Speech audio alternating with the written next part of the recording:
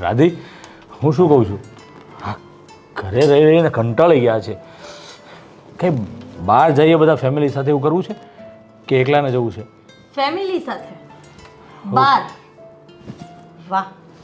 તો એક કામ કરો, તમે કંટાળી ગયા છો તો તમે ફેમિલીમાં બધાને સાથે લઈને જઈ શકો છો, ખાસ કરીને રાજભાઈને અને એમના ધર્મપત્નીને.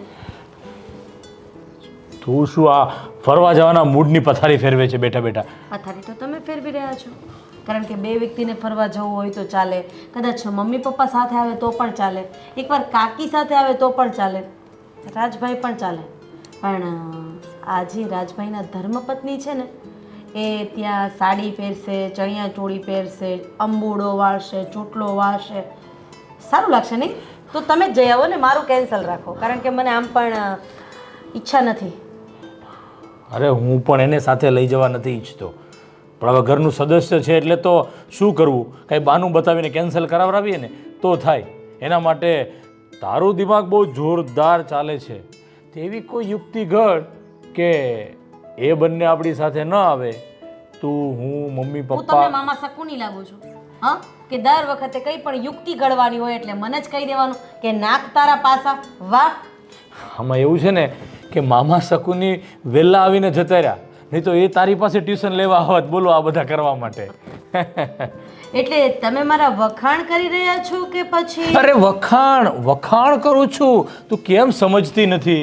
હવે મામા શકુની જેવા શકુની જો તારી પાસે ટ્યુશન લેવા આવવાનો કહેતો હું તો કેટલા વખાણ થયા. આ તો સારું છે કે ગિનીશ બુકની બુક બધી ફૂલ થઈ ગઈ છે, નહીં તો આ કાવતરા ઘડવા માટેના ટોપિકમાં તો તારું નામ ગિનીશ બુકમાં આવે.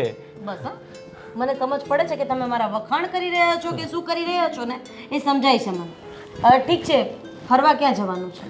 એ પણ તારી ચોઈસ ને, તું જ્યાં કહીશ ને ત્યાં ફરવા જશું, પણ આ ગવાર ભોથું આપણી સાથે ન હોવું જોઈએ, બસ એ વાતનો ત્યારે ખ્યાલ રાખવાનો છે.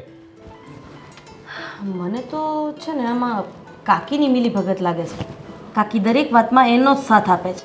બેટા ચાલ્યા કરે, બેટા થયા કરે, બેટા આમ, બેટા તેમ. ક્યારેકની છે ને કાકીને અડી જશે ને ત્યારે ખબર પડશે. કાકીને એના પિયરમાં છે ને એક વખત આને લઈ જવા દેવી છે. એના પિયરમાં છે તો બધા પ્રોફેશનલ માણસો જ. કોઈક તો કહેશે ને કે આ ગામડાનું ભોથું ક્યાંથી લઈ આવ્યા, ત્યારે કાકી પાસે બોલવા માટે શબ્દો નહીં હોય, અને જ્યારે શબ્દો નહીં હોય ત્યારે એનું અપમાન થશે ને ત્યારે એને સમજાશે કે દુઃખ શું કહેવાય, તકલીફ શું કહેવાય, ઇન્સલ્ટ શું કહેવાય. તું પાછી ક્યાં એ ટોપિક લઈને ફરવા ક્યાં જવું છે એ તું કે મને પહેલા, તો ટિકિટ બુક કરાવવાની બધી ખબર પડે મને. કેરાલા જઈએ? હા, વાવ યાર, આપણે લગ્નને એટલો ટાઈમ થયો પણ બધી જગ્યાએ ફરી ગયા. ખર્ચો થશે. બાલી જઈએ? મમ્મીનો પાસપોર્ટ નથી, તને ખબર છે ને પાછી. અરે 2 નંબરમાં બનાવી નાખશું. ઓકે, તો વિચારું છું, પણ એક વાત સારું પડશે આમ તો, પેલું ગવાર ભોથું ગામડાનું છે, એનો પાસપોર્ટ તો હશે નહીં, એટલે સાથે આવવાનો કોઈ સવાલ જ ઉદ્ભવતો નથી. અને રાજને આપણે કહેશું કે રાજ તું પણ ચાલ સાથે, તો રાજ કહેશે ના, મારી મારાથી થોડું હોવાય. વાહ રાધી વાહ, જોયું ને કેવું પડે બાકી. કહેવાય કે કઈ જ ના કર્યા વગર ઘણું બધું થઈ જાય. વાહ ભાઈ વાહ. તો આજે આપણે રાતે આ ફેમિલી ડિનર કરતા હોઈએ ને ત્યારે આ પ્રસ્તાવ આપણે રજૂ કરીશું. આપણે નહીં, શરૂઆત તમારે કરવાની છે. ઓકે. પછી હું 2-3 વખત ના પણ પાડીશ કે ના ના ના મને નથી આવું, આમ તેમ, મને નથી ગમતું ફલાણું ઢીકણું. પછી તમારે કહેવું તને મારા સમ છે, તારે આવવું જ પડશે. પછી હું તૈયાર થઈ જઈશ. ઓકે, તો પ્લાનિંગ ફાઇનલ. અને પેલું ગવાર ગામડાનું ભોથું આપણી સાથે નહીં. Good, done. તો અત્યારે મારા માટે કદાચ તમારા હાથે ફ્રૂટ્સ ખાશો? ના, કોફી પીવાની ઈચ્છા હતી મારે. કોફી પૂરી થઈ ગઈ છે ઘરમાં. વેરી ગુડ, સરસ. તો હું બહાર જઈને પી લઈશ. હા, બહારની કોફી એમાંય તમને બહુ ભાવે છે નહીં? તો એક- હા, બાજુમાં સંગીતાબેન છે, એના ઘરની પીવી છે. હા, સંગીતાબેનની ત્યાં કોફી હોય જ છે. હમણાં જ તાજા સમાચાર હતા કે એક પત્નીએ બાજુવાળાને ત્યાં કોફી પીવા જતા પોતાના પતિનું કર્યું ખૂન. ના, હું ફ્રૂટ ખાઈ લઈશ. હા, મને આ પેલું છે ને જમરૂક એ સુધારી દે. હા, સરસ, મને ભાવ્યો, આ બહુ ભાવ્યો મને. આ પેલું સ્ટીકર છે ને ઉખેડી નાખજે. હા, ઓકે.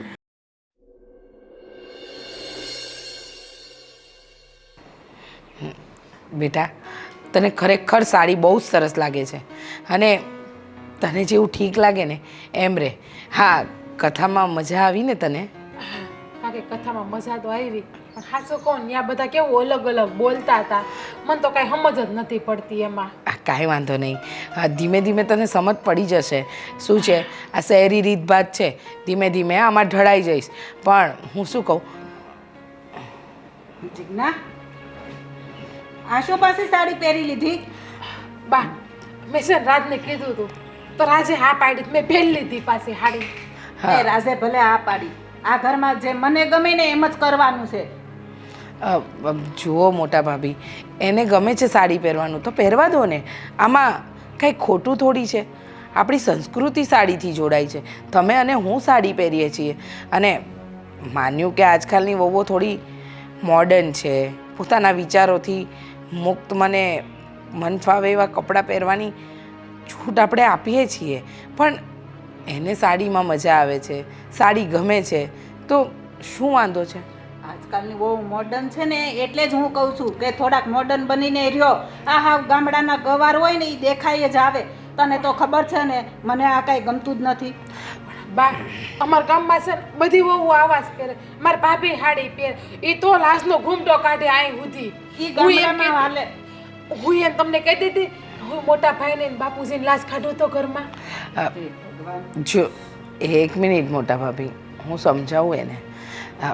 માન્યું કે તમારા ગામડામાં ઘૂંઘટનો રિવાજ હશે ને સારું છે, એ આપણી સંસ્કૃતિ છે. પણ બેટા, અહીંયા શહેરમાં આપણે ઘણા બધા કામ કરવાના હોય, બહાર જવાનું હોય, એટલા માટે શહેરની વહુઓ અત્યારે ડ્રેસ પહેરે છે, બીજું કાંઈ નથી. પણ જો આપણા ઘરમાં એવું નથી કે તું ડ્રેસ પહેરે તો જ ચાલે કે સાડી પહેરીને ઘૂંઘટ કાઢે તો જ ચાલે. તને મન ફાવે ને એવું કર, એ બધું જ ચાલશે. એટલે જ મેં હાડી પહેરી છે. અને મારા બાપુ કહેતા હતા કે દીકરીઓ હારે જાય તો હાડીમાં જ હારી લાગે, એમાં જ આપણા ઘરના સંસ્કાર દેખાય. એકદમ સાચું કહ્યું. જો સાડીમાં સ્ત્રી હંમેશા સારી જ લાગે, એમાં કોઈ ના જ નથી. પણ બેટા, થોડું રાજ અને આ શહેરની પ્રમાણે તું રહેવાનું રાખ. અને ખાસ કરીને તને તો ખબર છે ને કે રાધીને ને એને ગમતું નથી, તો થોડું બદલાઈ જવાનું, શું ફરક પડે? કાકી, મને રાજને જ કીધું કે તને હાડી ગમતી હોય ને તો તું હાડી પહેરજે ઈ કે. હા, તું પહેરી શકે છે. અને રાજને હું હાડી પહેરું ને તો બહુ ગમે છે. હા, જો મોટા ભાભી, રાજને ગમે છે તો પછી શું કામ ખોટા વાંધા વચકા ઉઠાવવા? રાજને ભલે ને ગમે, પણ આ ઘરમાં કોઈને બીજાને ગમે છે? પણ બા, તમે હાડી પહેરો છો ને, જો કાકીએ હાડી પહેરી છે. અમે તો પહેલાના માણસ કહેવાય ને એટલે અમે તો પહેરીએ. તમે તો આજનું જનરેશન કહેવાય. આજની આ બધી વહુઓ કેટલી ફેશન કરે ખબર છે? આ બાજુવાળી જો, એનામાંથી જોઈ જોઈને કાંઈક સુધર. આ તારી જેઠાણીમાં જો, હા શું કહો, તે બાજુવાળી કેવા ટૂંકા ટૂંકા કપડાં પહેરે, આપણા પગ દેખાય. તો આપણા સંસ્કાર નથી બા એવા કે આપણા પગ દેખાય તો આપણા ગામમાં વાતો કરીને જાય બધા. તમને ખબર છે? જુઓ ભાભી, ધીમે ધીમે એ પણ આ શહેરના રંગમાં ઢળાઈ જશે. હજુ સમય જ કેટલો થયો છે. આ લગ્ન થયા ને 5-6 મહિના થયા છે. ધીમે ધીમે એને પણ આદત અને ટેવ પડી જશે. અરે 5-6 મહિનામાં તો કેટલા સુધરી જાય. મને નથી લાગતું કે આ સુધરે. કાકી, હું તમને શું કહેતી હતી, તમે ઓલો સૂલો આવે ને એ મને લઈ આવી દેજો ને. મને છે ને આ ગેસે રસોઈ બનાવી નથી ગમતી. રોટલા ચૂલે કેવા મીઠા થાય તમને ખબર છે ને? હા હા હા, લઈ આપીશ.